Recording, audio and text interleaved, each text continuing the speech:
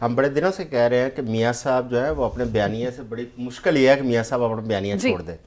دیکھیں یہ ایک چیز تو طے شدہ ہے کہ میاں نواز شریف ایک پارٹی کے لیڈر ہیں اور ملک کی ایک بڑی پارٹی ہے, 3 دفعہ کے وہ وزیر اعظم ہیں, تو لہٰذا اپنا بیانیہ چھوڑنا میں نہیں سمجھتا اتنا آسان ہے. ان کی پارٹی نے بڑی کوشش کی ہے کہ میاں صاحب کو, جب انہوں نے جنرل باجوہ کے خلاف ایک پہلی تقریر کی, آپ کو یاد ہوگا گجرانوالہ جلسہ میں انہوں نے ٹیلی فونک خطاب کیا تھا, ٹارگٹ نام لے کے کیا تھا. مسلم لیگ نون اس وقت سے کوشش کر رہی ہے کہ میاں صاحب کو یہ جو اینٹی اسٹیبلشمنٹ ایک بیانیہ ہے اس سے روکا جائے.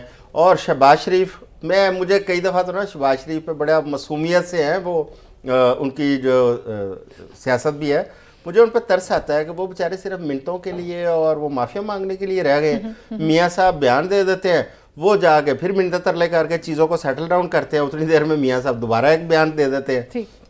میاں صاحب نے جب وہ بیانیہ شروع کیا تو اس وقت پارٹی کے اندر ایک ہلچل مچ گئی تھی اور پاکستان کی اوورآل پوری سیاست کے اندر.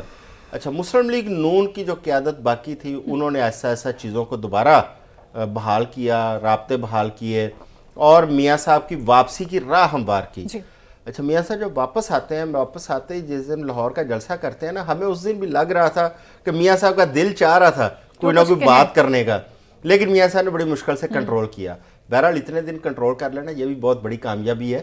اور آج میاں صاحب نے دوبارہ جو بات کی ہے کہ ان کے خلاف احتساب ہوگا, یہ ہوگا, اس میں سے مجھے انتقام کی بو آئی ہے.